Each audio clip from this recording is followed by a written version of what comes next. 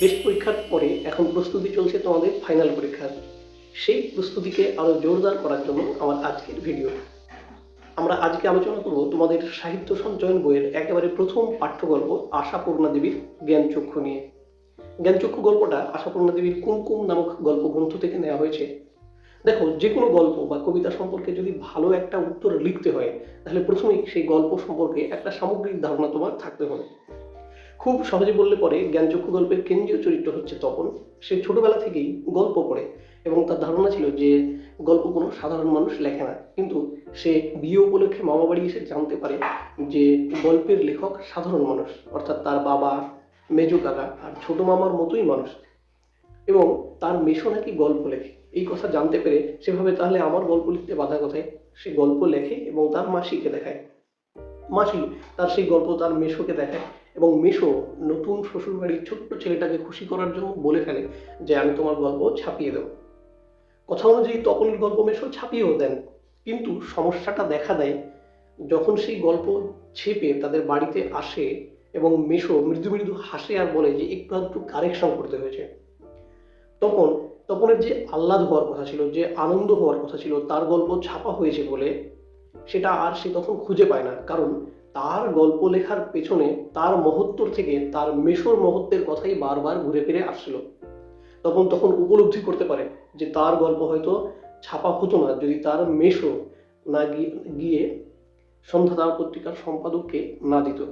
এই কথা বুঝতে পেরে তখন ভেতর থেকে দারুণভাবে মর্মাহত হয় এবং ছাদের উপরে গিয়ে শার্টের তলা দিয়ে নিজের চোখের জল মোছে আর মনে মনে প্রতিজ্ঞা করে আর কখনো যদি গল্প ছাপতে দেওয়া হয় তাহলে সে নিজে হাতেই দেবে, সে গল্প ছাপা হোক আর নাই হোক। এই হচ্ছে গল্পের মূল ঘটনাক্রম।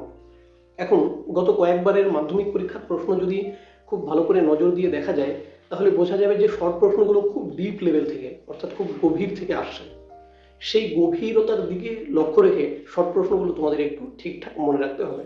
আমি প্রথমেই যেখানে তোমাদের দৃষ্টিপাত করাতে চাই যে সেখানে যে তপনের কোন মামা কোন কাকার কথা উল্লেখ আছে, খেয়াল রাখতে হবে যে মেজো কাকা আর ছোট মামা এই দুজনের কথা উল্লেখ আছে। তারপরেই যেটা বলতে চাই যে তপনের মেশো লেখালেখির পাশে আর কি কাজ করতো, তোমার প্রফেসর বলা হয়েছে। এখন প্রফেসর বানানটা একটু খেয়াল রাখতে হবে, পয়রা ফালা ফয়েকার দন্ত ছয়াকার আর প্রফেসর। যারা তোমরা সচেতন প্রত্যেকেই বানানটা দেখেছো, আর যারা খেয়াল করোনি তারা বানানটা একটু দেখে নেবে। এখন গল্প লেখা প্রসঙ্গে তপনের বাবার একটা বক্তব্য আছে আর তপনের মেজো কাকার একটা বক্তব্য আছে। তোমাদের খেয়াল রাখতে হবে যে ছোট মামা তপনের গল্প লেখা প্রসঙ্গে কোনো বক্তব্য বলেননি, বলেছেন হচ্ছে তপনের বাবা আর বলেছে তপনের মেজো কাকা। আমি লাইন দুটো বলে দিচ্ছি তোমাদের, বই দেখে একদম এক্স্যাক্টলি তোমরা কিন্তু খুব ভালোভাবে মনে রাখবে। বাবা বলেন তাই, তা নইলে ফট করে একটা লিখলো আর ছাপা হয়ে গেল। এই লাইনটা মনে রাখতে হবে যে এই লাইনটার বক্তা হচ্ছে তপনের বাবা। মেজো কাকা বলেছিল তা ওরকম একটা লেখক মেশো থাকা মন্দ নয়, আমাদের থাকলে আমরাও চেষ্টা করে দেখতাম। এই লাইন দুটো বিশেষভাবে মনে রাখতে হবে। প্রসঙ্গক্রমে ছোট মাসি আর তপনের মাও বেশ কয়েকটা বক্তব্য বলেছে, সেগুলো একটু মনে রাখতে হবে। তপনের মা বলেছিল বাবা তোর পেটে পেটে এত, তার সঙ্গে আরো একটা কথা বলেছিল কই তোর যে দেখি পায়া বলি হয়ে গেল। তার সঙ্গে আরো একটা কথা নাকি অতি আহ্লাদে বাক্য হয়ে গেল, তপনের গল্প প্রসঙ্গে বা পড়ার প্রসঙ্গে এই কথাটি বলেছিল।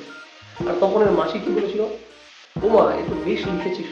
আরেকটা আরেকটা লাইন কোনখান থেকে টুকলিফাই করে শুনলো, এই দুটো লাইন মনে রাখতে হবে।